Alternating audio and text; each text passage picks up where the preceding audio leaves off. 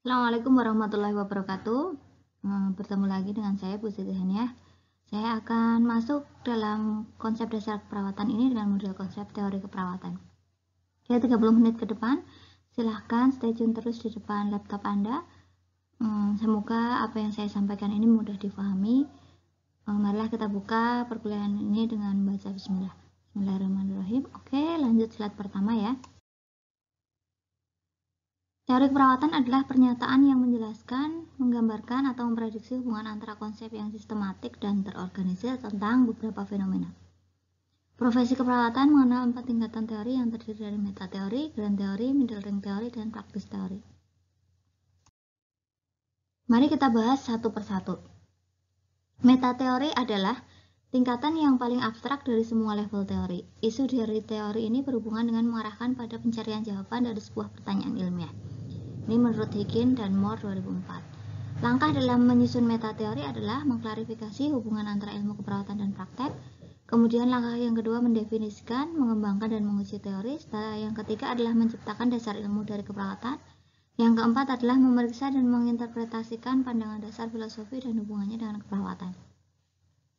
Agak sulit ditelaah, tapi itulah kenapa metateori itu paling abstrak. Grand teori adalah teori keperawatan. Tentang grand teori adalah paradigma umum tentang ilmu keperawatan. Ini masih menurut Higgins dan Moore 2004. Menurut Higgins dan Moore, grand teori mempunyai kontribusi yang signifikan dalam keperawatan. Antara lain, kontribusi dalam keperawatan tersebut adalah memberikan batasan-batasan sehingga keperawatan dapat mempunyai identitas dalam keberadaannya. Yang kedua, grand teori juga mempunyai kontribusi untuk memberikan perspektif sejarah keperawatan, keadaan yang terjadi waktu sebelumnya atau waktu itu.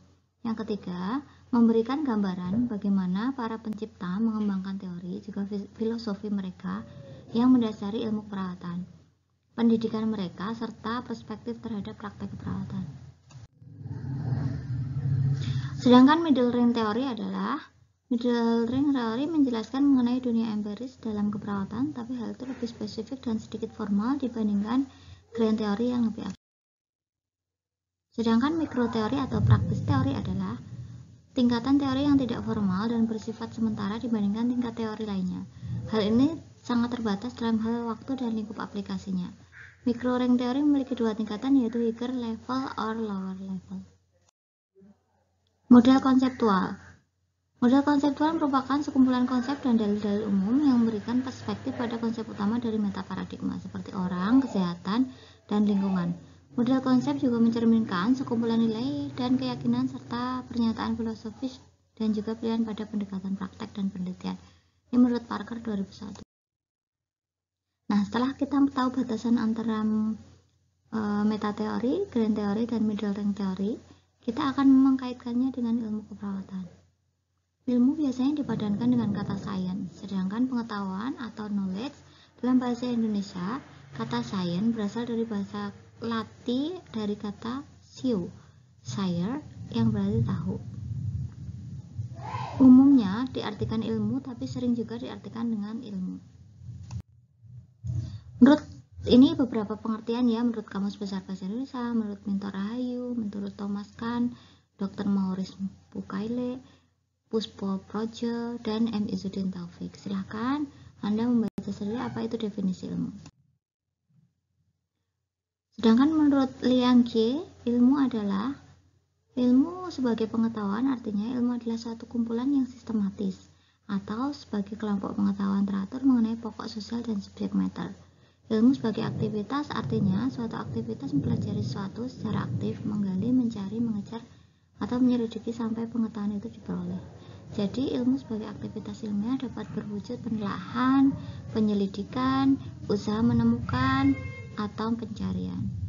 Ilmu sebagai metode pada dasarnya adalah menangani masalah-masalah atau suatu kegiatan penelaahan atau proses penelitian yang mana ilmu itu mengandung prosedur, yakni serangkaian cara dan langkah tertentu yang mewujudkan pola tertentu.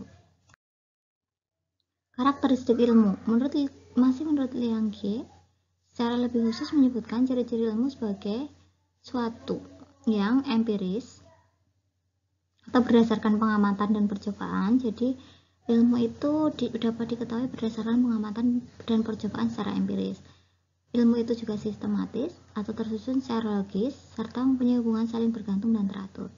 Ilmu itu objektif, terbebas dari persangkaan dan kesukaan pribadi, dan ilmu itu analitis, menguraikan persoalan menjadi bagian-bagian yang terinci dan verifikatif dapat diperiksa kebenarannya. Fungsi ilmu yang pertama sebagai deduktif, probabilistik, fungsional, dan genetik. Deduktif di sini menjelaskan suatu berdasarkan premis atau pangkal ilir yang telah ditetapkan. Probabilistik ilmu menjelaskan pola pikir induktif dari sejumlah kasus yang jelas. Fungsional ilmu menjelaskan letak suatu komponen dalam suatu sistem secara menyeluruh, dan genetik ilmu menjelaskan suatu faktor mengenai gejala-gejala yang sering terjadi. Ilmu itu bersifat meramalkan dan mengendalikan.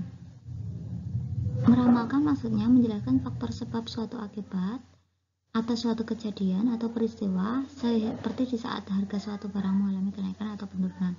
Mengendalikan artinya fungsi mengendalikan harus dapat mengendalikan gejala alam berdasarkan suatu teori, seperti bagaimana mengendalikan peristiwa alam atau penyakit yang menyerang seseorang.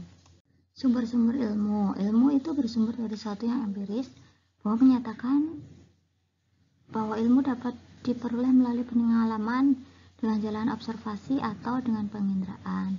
Sedangkan ilmu bersifat rasionalisme, yaitu ilmu itu berdasarkan pikiran manusia dengan berpendapat bahwa sumber satu-satunya dari ilmu pengetahuan manusia adalah rasio atau akal budaya. Sedangkan ilmu itu yang berkait sumber ilmu intuisi ya, secara etimologis artinya langsung melihat, dengan pendapat tentang sumber pengetahuan adalah manusia yang mempunyai kemampuan khusus untuk mengetahui yang tidak terikat kepada indera maupun penalaran. Jadi ilmu itu bersifat intuisi yang tidak terikat melalui indera dan penalaran. Sedangkan sumber ilmu berupa wahyu Allah, yaitu pengetahuan yang disampaikan oleh Allah kepada manusia lewat nabi yang diutusnya melalui kitabnya seperti Al-Quran, Taurat, Zabur, dan Injil. Jadi berdasarkan 4 kitab tersebut yang berisikan pengetahuan mengenai kehidupan seorang yang terjangkau dengan empiris dan mencakup permasalahan yang terkendala, yang tendensial. Ini keperawatan sebagai ilmu. Keperawatan dapat disebut sebagai ilmu karena ilmu pengetahuan yang menggunakan pendekatan dan metode penyelesaian masalah secara ilmiah ditujukan untuk mempertahankan, memelihara, dan meningkatkan kualitas hidup klien. Selain itu, ilmu perawatan banyak sekali menerapkan ilmu-ilmu dasar seperti ilmu perilaku, sosial, fisika, biomedik, dan sebagainya. Ilmu keperawatan juga mempelajari pengetahuan inti yang menunjang praktik perawatan, yaitu fungsi tubuh manusia yang berkaitan dengan kondisi sehat sakit, serta pokok bahasan mengenai asuhan keperawatan secara langsung pada klien. Gatz dan Lecomte membagi teori dalam 4 jenis, yaitu grand theory, theoretical model, formal and middle range theory, dan substantive theory. Hal ini sudah kita bahas di depan tadi ya, silahkan dipelajari lagi. Terima kasih. Assalamualaikum warahmatullahi wabarakatuh.